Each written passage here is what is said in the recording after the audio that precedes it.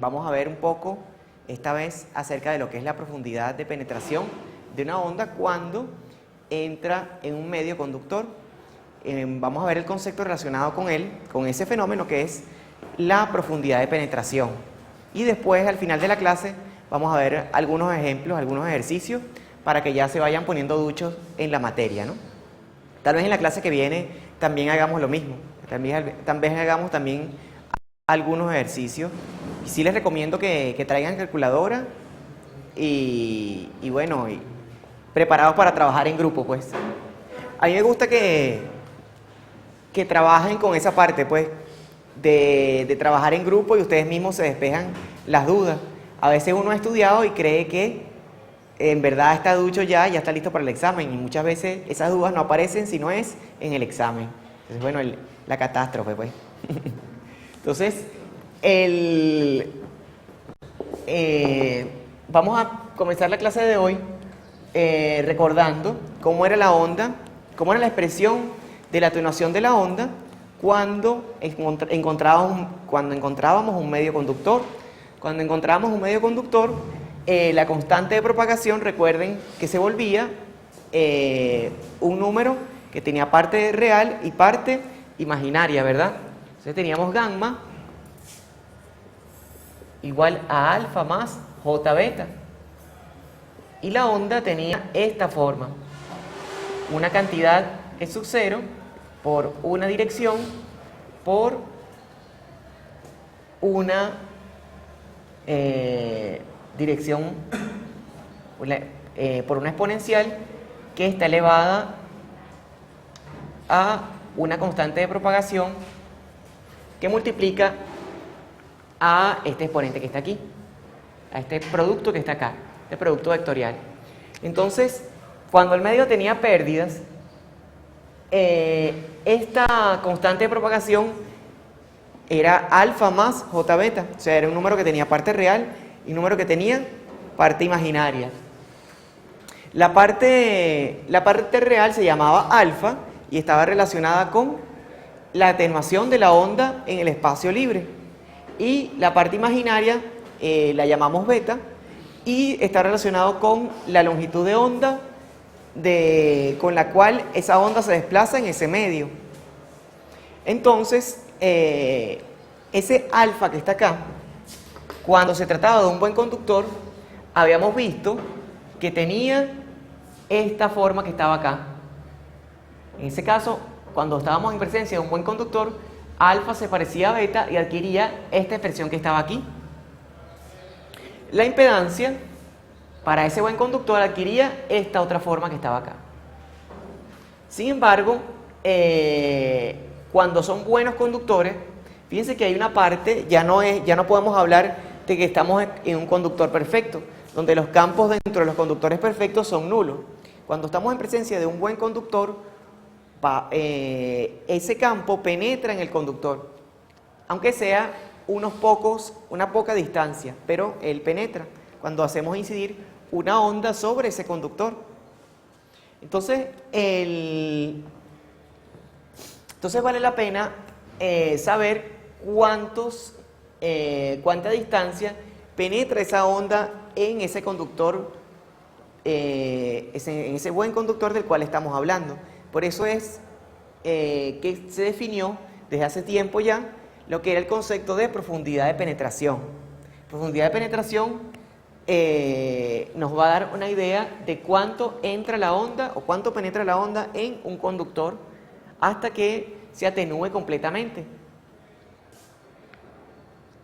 Entonces, en lo que terminen de copiar, me pueden decir, pues, avisan.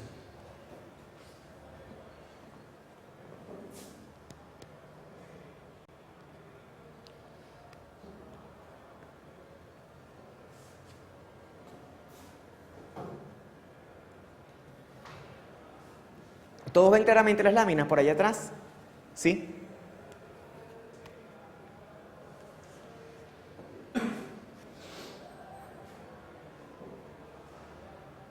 ¿Listo?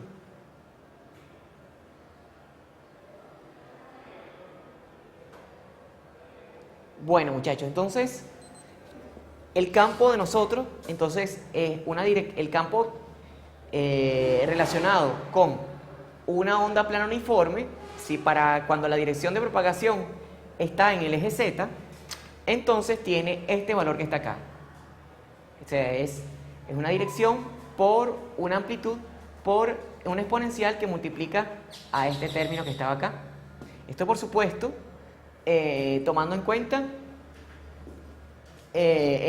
una expresión de campo en el dominio temporal. Entonces, fíjense, este término que estaba aquí era la atenuación. Fíjense que tenemos acá la atenuación multiplicado por z, multiplicado ahora por el coseno. Cuando eso es evaluando colocándonos en z igual 0. Si evaluásemos ese campo lo evaluásemos en z igual L, entonces valdría la pena ver cuánto se atenúa la onda en ese caso. En ese caso, si avanzamos en distancia L, asumiendo que aquí tenemos la amplitud máxima o el valor máximo de la onda en z igual 0, entonces la onda se atenúa a razón de e a la menos alfa L. Esta es razón de atenuación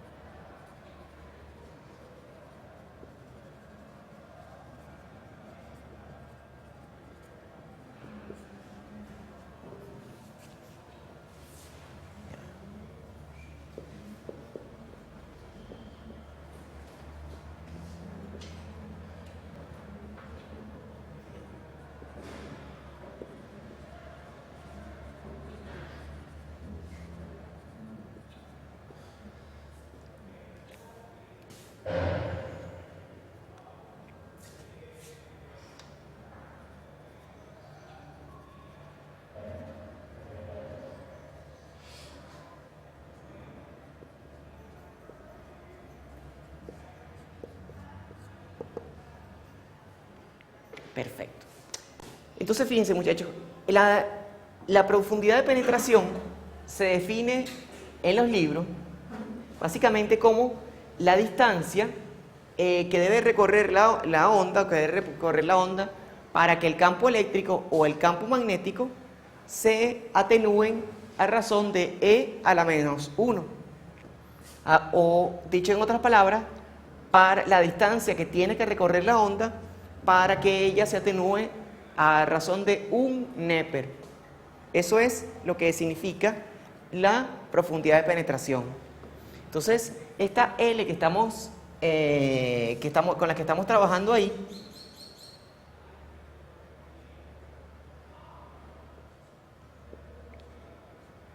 cuando sucede esto,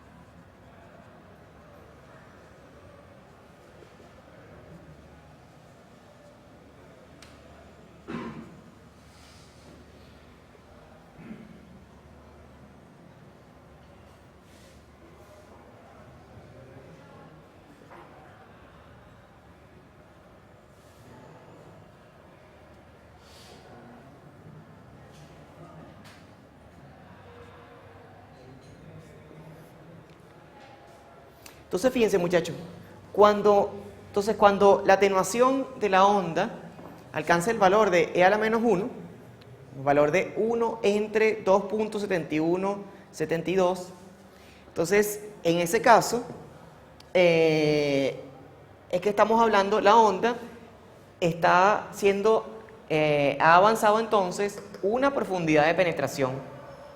Entonces, y ella, a esa profundidad de penetración, es una distancia que la vamos a determinar, que la vamos a denominar con este símbolo, el símbolo de delta, delta minúscula.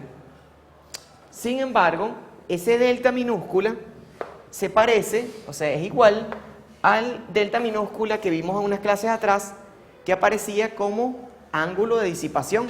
¿Se acuerdan que la tangente de pérdida era la tangente de precisamente ese ángulo de disipación? Esos dos valores nada tienen que ver entre sí. Alguna gente en los exámenes se equivoca por eso, pero en los libros ha sido definido de esa manera, en la mayoría de los libros. Le ponen, tal vez por el mismo hecho de que el electromagnetismo tiene tantas variables que llega un momento que se acaban las letras. Y entonces aquí es un ejemplo de que las letras se acabaron. Entonces, a este símbolo, la profundidad de penetración tiene el mismo símbolo que el ángulo de disipación, pero nada tienen que ver un fenómeno con el otro, o un concepto con el otro.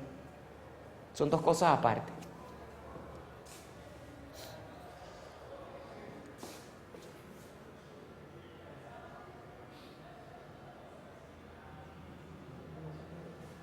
Entonces, fíjense, muchachos, alfa, recuerden, en la clase pasada vimos que las unidades de este valor estaban dadas en nepers sobre metro. Los nepers son unidades adimensionales. Entonces, uno al sacar el inverso, al calcular el inverso, nos da cantidades en metros, unidades de distancia. Entonces, la profundidad de penetración, por lo menos para el caso de buenos conductores, tiene aquel valor que está allá, es el inverso de alfa y el inverso de la raíz de esta raíz que está aquí, de acuerdo a la fórmula de buenos conductores. Entonces, fíjense, esto que está acá es la raíz de pi por mu por sigma. Y eso, el inverso de eso, es una constante. Entonces, uno al final puede expresar esa constante entre la raíz de f, la frecuencia de trabajo. O sea, esto al final puede terminar convirtiéndose en esto que está aquí. Fíjense que esa constante depende de sigma y depende de la permeabilidad del conductor, la permeabilidad magnética del conductor. Por lo menos para los materiales no magnéticos, la permeabilidad del conductor tiende a ser la permeabilidad del vacío, la permeabilidad magnética del vacío. Entonces esto se vuelve una constante y realmente lo que varía la constante como tal es la conductividad. Entonces, por lo menos para cada conductor, para cada metal, fíjense que tenemos plata, cobre, aluminio y latón, cada uno de ellos tiene una constante en el numerador que es diferente y depende básicamente de la conductividad. Mientras más fuerte la conductividad, en el caso de la plata, que es el mejor conductor, esta conductividad es más baja. Y a medida que vamos escribiendo hacia abajo, entonces esa conductividad tiende a bajar y por tanto la constante numérica tiende a subir. Ese numerador que está allí. Entonces, la profundidad de penetración es baja para el caso de la plata y alta para el caso del latón. Pues, relativamente, ¿no? Eso en realidad todos son buenos conductores. ¿Tendrá lógica eso? ¿Por qué será así? La profundidad de penetración resulta que es más baja para la plata que para el latón. ¿Por qué se dará eso?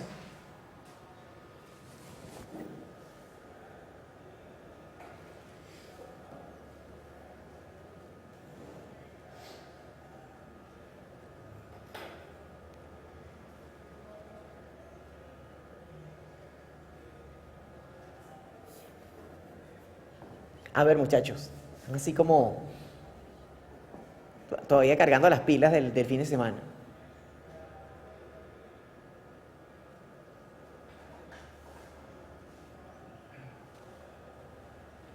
Fíjense que básicamente, ¿qué es la profundidad de penetración?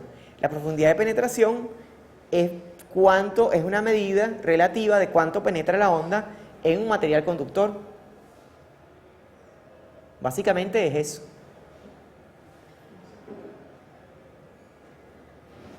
¿Hay algún problema? ¿No?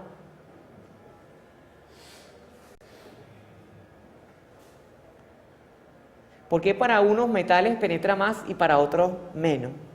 Depende de la conductividad del material. Ajá, depende de la conductividad. Exactamente, pero físicamente, ¿por qué? De acuerdo a lo que hemos visto, ¿no? En las clases anteriores.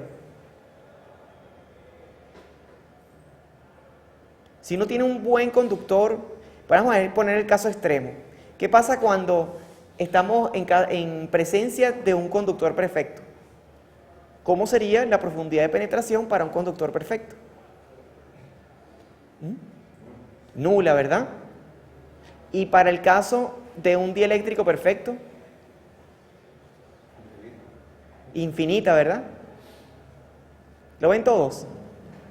Entonces, cuando estamos en presencia de dieléctricos perfectos, la onda no se atenúa, por tanto, la profundidad de penetración es infinita. Entonces, aquí tenemos un ejemplo de eso. Mientras mejor conductor, mientras más se acerque el material a un conductor perfecto, entonces la profundidad de penetración es cada vez menor. Mientras más se acerque a un dieléctrico perfecto, entonces la profundidad de penetración es cada vez mayor. ¿Y eso es importante para qué? Es importante, muchachos, sobre todo para ustedes que trabajan en electrónica o que de repente pueden diseñar algún equipo de electrónica, a la hora, sobre todo equipos de electrónica que sean muy sensibles a las interferencias, al ruido externo. Ese tipo de equipos necesitan un blindaje, dependiendo de la frecuencia a la que quieran trabajar o a la que se quiera trabajar. Entonces, el material con que se haga ese equipo y el grueso de las láminas con el cual se blindan esos equipos, entonces eso tiene mucho que ver con esto. Si la profundidad de penetración a una frecuencia determinada es de 3 milímetros y nosotros lo que estamos haciendo para blindar un equipo es ponerle una malla de mosquitero, entonces ese equipo no va a estar blindado, por ejemplo. ¿Ven la cuestión? Esa es la importancia básicamente de este concepto. Entonces, más que todo para construir jaulas de Faraday. Dependiendo de la frecuencia de trabajo, la frecuencia aproximada a la cual el ruido esté presente, o en la banda en la que estemos trabajando, entonces vamos a necesitar una determinada profundidad de penetración o un determinado blindaje para superar esa profundidad de penetración y que no se dañe o que no se afecte el equipo como tal. Entonces, ¿preguntas hasta aquí? ¿Ninguna? Entonces, fíjense ustedes por lo menos cómo cambia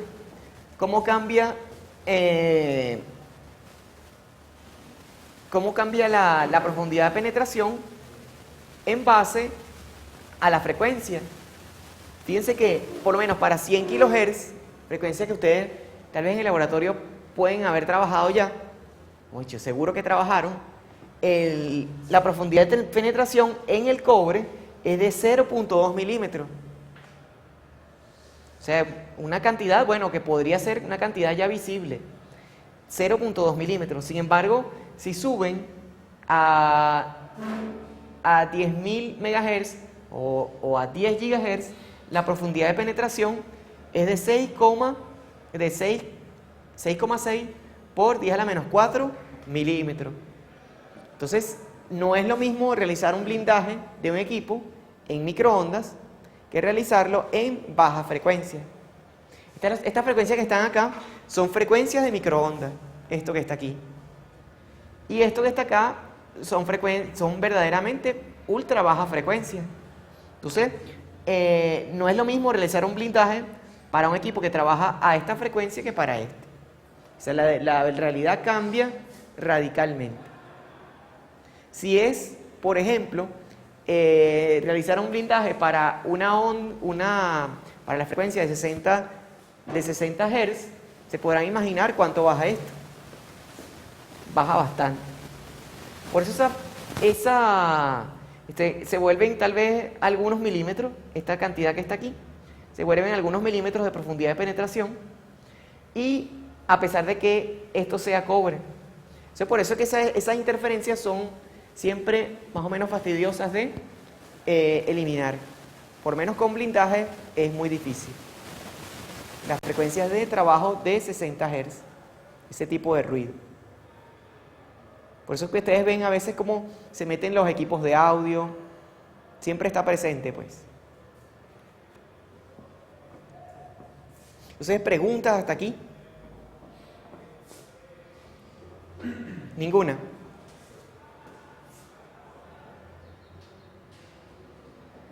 Bueno, en ese número,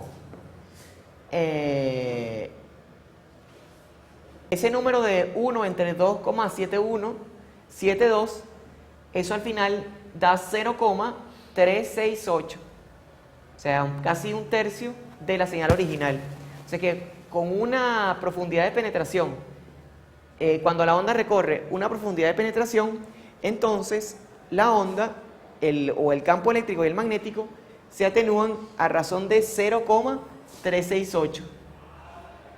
Entonces, por eso se pierde el 63,21% del campo y lo que queda es 0,368 por 36,8% del campo original. Entonces, ¿alguna otra pregunta por allí? Pues si no, entonces empezamos a hacer ejercicio para empezar a practicar las cosas que vimos en las clases anteriores.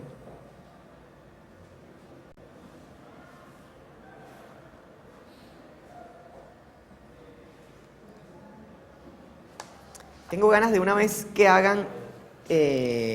aquí la mayoría trajo calculadora. ¿Sí? Bueno, entonces vamos a empezar. Voy a poner el ejercicio acá y ustedes se pueden agrupar para que lo vayan trabajando. En tal caso son ejercicios que han salido en exámenes. Bueno, este es nuestro primer problema entonces. Vamos a... esto salió en un examen, en un taller. Es un taller. Fíjense, se tiene una onda plana uniforme que se propaga en un medio que tiene estas características que están aquí. Epsilon prima es igual a 2 epsilon 0, mu igual a mu sub 0, la tangente de pérdidas es 0,268 para una frecuencia de trabajo de 1 GHz. El campo eléctrico, como dato, tiene dirección de 1Y y la dirección de propagación tiene esta dirección que está acá. Entonces, se preguntaba en ese taller, y en este también, determinar la dirección de H, determinar la impedancia intrínseca del medio a 1 GHz y escribir la exponencial de propagación para esta onda plana uniforme con valores numéricos. Eso tenía esto tenía un valor en aquel tiempo, de 7 puntos, cuando se evaluó en un examen pasado hace algunos años. Esto, fíjense el valor que tiene la tangente de pérdidas para este caso. Para este caso que estamos analizando aquí, es 0,268. No es una tangente de pérdida que sea muy baja, ¿verdad? Sin embargo, es relativamente baja. Entonces, o sea, que no llega al inverso de 1 entre 10, no está por debajo de 1 entre 10. Entonces, ¿qué es lo primero que tenemos que hacer? ¿Qué es lo primero que tenemos que analizar? Las expresiones que vamos a analizar no son las aproximadas, tienen que ser las fórmulas completas. ¿Completas para qué? Para que resultados nos den correctamente. Este valor está entre 1 entre 10 y 10. O sea que tenemos que utilizar las expresiones completas. Otra cosa que es importante que tenemos que tener presente es que fíjense que la tangente de pérdida no es muy alta. Entonces, al no ser muy alta, el ángulo, por favor muchachos, el ángulo de la impedancia nos tiene que dar relativamente cercano a 0. Cuando la tangente de pérdida es 0, el ángulo de la impedancia ¿da cuánto? Da 0, ¿verdad? Y fíjense que esto no es muy alto tampoco. Entonces esto tiene que estar relativamente cerca de 0. Cuando esto es muy alto, muy alto, este ángulo ¿da cuánto? 45 grados. Es lo máximo a que puede llegar. Entonces, para el examen y para estos ejercicios, ustedes deben saber por lo menos un aproximado de cuánto les debe dar el resultado. Si hay un problema en la calculadora, ustedes deben saber resolver. ¿Entienden?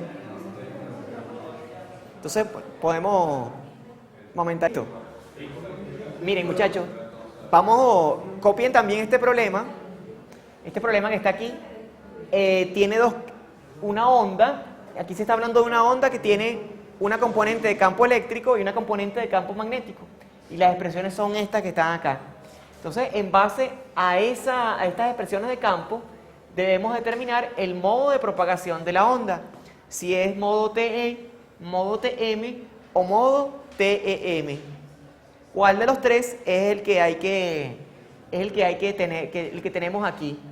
Para ello, podemos utilizar un concepto que no hemos visto todavía, que es el vector de Poynting promedio, que ya vamos a ver en la clase siguiente, que tiene esta expresión que está acá. El vector de Poynting, de alguna manera, nos dice en qué dirección se está propagando la energía de la onda. Entonces, cuando uno, por favor muchachos, cuando uno hace producto E cruz H conjugado, entonces de alguna manera el módulo, el vector unitario correspondiente a este producto que está acá, la parte real de eso, esa dirección es la dirección de propagación de la onda, la dirección de propagación de la energía de la onda. Entonces, pueden utilizar ese valor para determinar si es un modo TE, un modo TM, un modo TM. Recuerden que para determinar qué modo tenemos que tener la dirección de propagación, ¿verdad? Entonces pueden sacar esa cuenta y a partir de allí, entonces resolver. Fíjense que acá hay unas componentes, por ejemplo el campo eléctrico tiene una componente que tiene fase 0, otra que tiene fase 90 grados. Entonces ahí se simplifican algunas cosas a la hora de sacar la cuenta. Entonces bueno, acá también les tengo las respuestas, por lo menos del primer problema. Las respuestas son estas que están aquí. Para la dirección de propagación, la impedancia y para la exponencial de propagación. Son las respuestas de este problema. Las de este problema son estas que están aquí. Entonces, bueno, con eso quedarían los que no pudieron terminar la tarea hoy, bueno, la pueden terminar en la casa y comparar con esto. ¿Ok? Entonces, bueno, con eso terminaríamos la clase de hoy.